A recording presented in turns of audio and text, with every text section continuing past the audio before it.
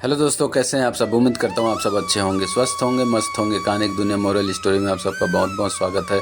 दोस्तों, आज इस कहानी की दुनिया की श्रृंखला में आज आपके लिए कथा लेकर आए हैं, रथ यात्रा की कथा। दोस्तों, कहानी पूरी सुने और हमारे चैनल को जरूर सब्सक्राइब कर लें। भगवान कृष्ण आपके ऊपर सदा कृपा बरसाएं, यही कामना करते हैं। आइए सुनते हैं दोस्तों आज की ये कहानी। जगन्नाथ रथ यात्रा की यह है सबसे सही प्रामाणिक कथा। कथा पहला। जब राजा इंद्रद्युम्न ने जगन्नाथ, बलभद्र और सुभद्रा की मूर्तियां बनवाई तो रानी गुंडीचा ने मूर्तियां बनाते हुए मूर्तिकार विश्वकर्मा और मूर्तियों को देख लिया, जिसके चलते मूर्तियां अधूरी ही रह गई। तब आकाशवाणी हुई कि भगवान इसी रूप में स्थापित होना चाहते हैं। इसके बाद राजा ने इन्हीं अधूरी मूर्तियों को मंदिर में स्थापित कर दिया। उस वक्त भी आकाशवाणी हुई कि भगवान जगन्नाथ साल में एक बार अपनी जन्मभूमि मथुरा जरूर आएंगे। स्कंद पुराण के उत्कल खंड के अनुसार राजा इंद्रद्युम्न ने आषाढ़ शुक्ल द्वितीया के दिन प्रभु की उनकी जन्मभूमि जाने की व्यवस्था की। तभी से यह परंपरा रथ यात्रा के रूप में चली आ रही है। दूसरी कथा।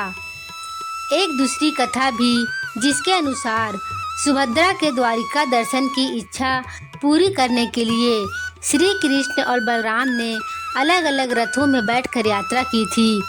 सुभद्रा की नगर यात्रा की स्मृति में ही यह रथ यात्रा पुरी में हर साल होती है। इस रथ यात्रा के बारे में स्कंद पुराण, नारद पुराण, पद्म पुराण और ब्रह्मा पुराण में भी बताया गया है। तीसरी कथा। एक बार राधा रानी कुरुक्षेत्र में श्री कृष्ण से मिलने पहुंची और वहां उन्होंने श्री कृष्ण से वृंदावन आने का निवेदन किया। राधा रानी के निवेदन को स्वीकार करके एक दिन श्री कृष्ण अपने भाई बलराम और बहन सुभद्रा के साथ वृंदावन के द्वार पहुँचे तो राधा रानी, गोपियों और वृंदावन वासियों को इतनी खुशी हुई कि उन्होंने तीनों को रथ पर विराजमान करके उसके घोड़ों को हटाकर उस रथ को खुद की अपने हाथों से खींचकर नगर का भ्रमण कराया। इसके अलावा वृंदावन वासियों ने जग के नाथ अर्थात उन्हें जगन्नाथ कहकर उनकी जय जयकार की। तभी यह परंपरा वृंदावन के अलावा जगन्नाथ में भी प्रारंभ हो गई। चौथी कथा। चारण परंपरा के अनुसार भगवान द्वारिकाधीश जी के साथ बलराम और सुभद्रा जी का समुद्र के किनारे अग्निदाह किया गया था।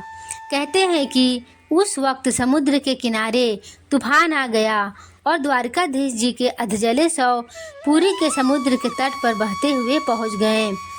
पुरी के राजा ने तीनों शवों को अलग अलग रथ में विराजित करवाया और पूरे नगर में लोगों ने खुद रथों को खींचकर घुमाया और अंत में जो दारू का लकड़ी शवों के साथ तैर कर आई थी, उसी से पेटी बनवाकर उन शवों को उनमें रखकर उसे भूमि में समर्पित कर दिया।